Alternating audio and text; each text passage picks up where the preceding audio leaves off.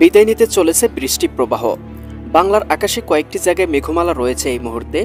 ঢাকা, খুলনা, বরিশাল, চট্টগ্রাম, ময়মনসিংহ এবং সিলেট বিভাগের প্রায় সবগুলো জেলার উপর দিয়েই মেঘ রয়েছে এবং কোথাও কোথাও হালকা পরিসরে বৃষ্টি হচ্ছে। তবে এই মুহূর্তে রাজশাহী এবং রংপুর বিভাগের আকাশটা মোটামুটি পরিষ্কার, কোথাও মেঘমালা বা বৃষ্টি প্রবাহ নেই। তবে প্রিয় দর্শক, আমরা দেখতে পাচ্ছি ভারতের ত্রিপুরা রাজ্য, এদিকে মেঘালয়, আসাম, মিজোরাম অঞ্চলগুলোতেও আংশিক বৃষ্টি প্রবাহ রয়েছে। সমুদ্র কিন্তু একেবারে পরিষ্কার। সমুদ্রে একটা হালকা ঘূর্ণাবর্ত রয়েছে, তবে এই ঘূর্ণাবর্ত থেকে নিম্নচাপ হওয়ার সম্ভাবনা একেবারেই নেই।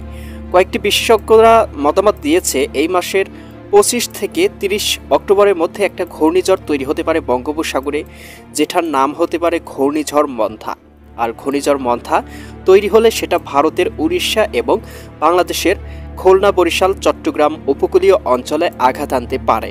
প্রিয় দর্শক, আজ রাতের মধ্যে দেখতে পাবো ঢাকা বিভাগ, খুলনা, বরিশাল, চট্টগ্রাম, সিলেট, রাজশাহী, ময়মনসিংহ সবগুলো বিভাগের আকাশ একেবারেই পরিষ্কার, কোথাও মেঘমালা নেই। বিশেষ করে সন্ধ্যা রাতের দিকে আংশিক মেঘলা থাকতে পারে দীঘিনালা, খাগড়াছড়ি, লংডু, মানিকছড়ি, ফটিকছড়ি, রাঙামাটি, হাটহাজারী, চিটাগং, এদিকে রয়েছে চঙ্গলনিয়া, বেলোনিয়া, এদিকে দেখতে পাচ্ছি হাতিয়া। এই অঞ্চলগুলোতে তবে খুব একটা বৃষ্টি প্রবাহ নেই, আংশিক মেঘলা থাকতে পারে।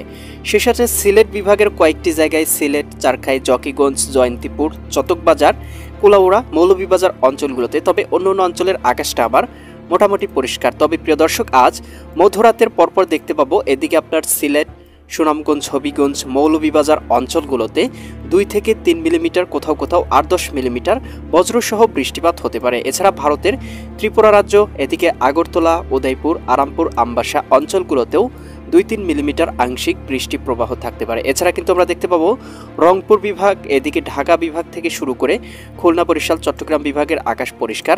12 অক্টোবর রবিবার আমরা দেখতে পাবো সকালের দিকে আংশিক বৃষ্টি প্রবাহ থাকতে পারে দীঘিনালা, খাগড়াছড়ি, লংডু, মানিকছড়ি, ফটিকছড়ি, হাটহাজারী, এদিকে রয়েছে রাঙামাটি, বিলাইছড়ি, রাজস্থলী, চিটাগং, রওনছড়ি, সাতকানিয়া, চকরিয়া, কুতুবদিহা, মহেশখালী, টেকনাফ অঞ্চলগুলোতে, এদিকে চঙ্গলনিয়া, বেলোনিয়া, চৌমুহানি, রায়পুর, হাজীগঞ্জ এই অঞ্চলগুলোতেও আংশিক মেঘলা থাকতে পারে। আংশিক মেঘ থাকতে পারে ভারতের ত্রিপুরা রাজ্যের অঞ্চলগুলোতে, এদিকে মিজোরাম, মেঘালয়ের দিকেও আংশিক মেঘলা থাকতে পারে। সিলেটের দিকে আকাশে আংশিক মেঘলা থাকতে পারে, তবে খুব একটা যে বৃষ্টি বা খুব একটা ভারী বৃষ্টি তার কিন্তু কোনো সম্ভাবনা আমরা দেখতে পাচ্ছি না। সকালের দিকে, দুপুরের দিকে বাংলার আকাশ একেবারেই পরিষ্কার, বিকেলের দিকেও মোটামুটি পরিষ্কার। আংশিক মেঘলা থাকতে পারে চট্টগ্রাম বিভাগের কয়েকটি অঞ্চলে এবং সন্ধ্যার দিকেও দেখতে পাবো বাংলার আকাশটা কিন্তু মোটামুটি পরিষ্কার। মোটামুটি বাংলার আকাশ থেকে মেঘমালা কিন্তু উধাও হতে শুরু করেছে। মধ্যরাতের দিকেও বাংলার আকাশ পরিষ্কার দেখতে পাবো এবং 13 অক্টোবর সোমবারের দিকেও কিন্তু বাংলার আকাশ মোটামুটি পরিষ্কার থাকবে এবং বাংলায় কিন্তু রোদ দেখা যাবে। তবে প্রিয় দর্শক, যদি আবার আরও একটি ঘূর্ণিঝড় বা ঘূর্ণবার্ত তৈরি হয় তাহলে কিন্তু আবারও বাংলা দুর্যোগের মুখে পড়তে পারে এবং কয়েকদিনের মধ্যেই কিন্তু বাংলার আকাশে শৈত্য প্রবাহ প্রবেশ করতে পারে। প্রিয় দর্শক, এই ছিল আগামীকালকের এবং আজকের আবহাওয়ার সম্পূর্ণ আপডেট। কেমন লাগলো কমেন্ট করে জানিয়ে দিবেন।